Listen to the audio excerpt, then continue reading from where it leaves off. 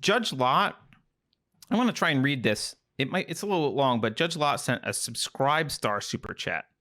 And since we like Subscribe Star better, I would like to reward Judge Lott. So thank you, Judge Lott. He says, the following is a little complicated, but let me give it a shot. The original progressive movement in the U.S., starting around 1885, was far more economically left. It was basically co-opted by centrist elites, which began the era of technocracy around 1910.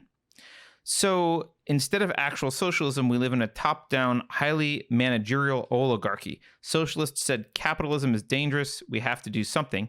Big money and big business said, you're right. Don't worry. We'll manage society for you. The recession/panics from 1800 to 1920 gave the justification for this progressive takeover. Elected officials with no courage were more than happy to give them controls. This happened again when big finance gained control of the Democratic Party in the 1980s, making the Democrat and Republican parties almost identical. Recently, I've just witnessed corporate America, the federal bureaucracy, the military-industrial complex, and elected officials adopt the woke religion. So 3 times in history, U.S. history, far-left movements and ideologies have been appropriated by the elitist, corporatist, and technocratic center. Carter, would you mind giving an analysis of this? Thanks, brother. Happy New Year. Yeah, just throw that one on me in the middle of a coffee break, Judge Lott. Thanks. Okay.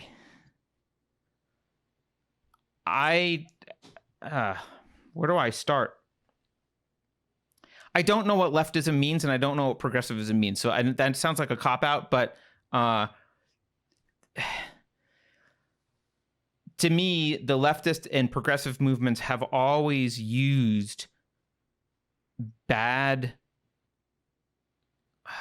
corrupt concepts like the public good to justify some supposed ends that they want. So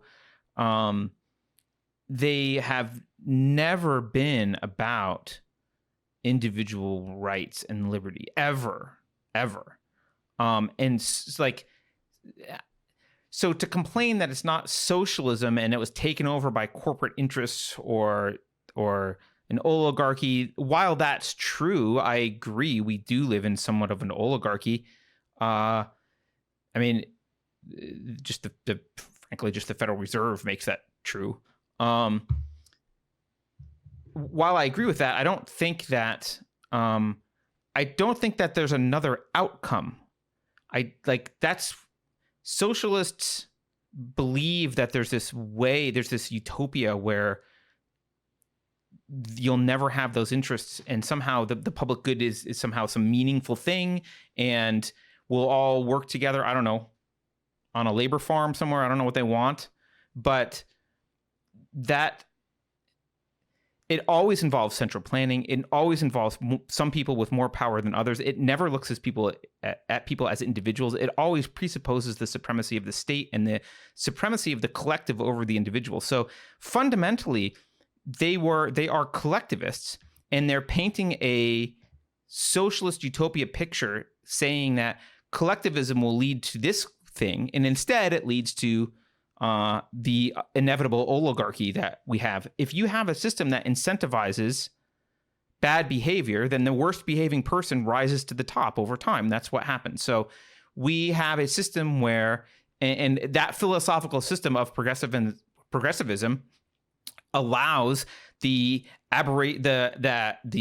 violation of individual rights for some public good, for some other greater cause. And the minute you have a philosophy that allows you to justify the sacrificing of individuals for the desires or needs of other people, you are dead.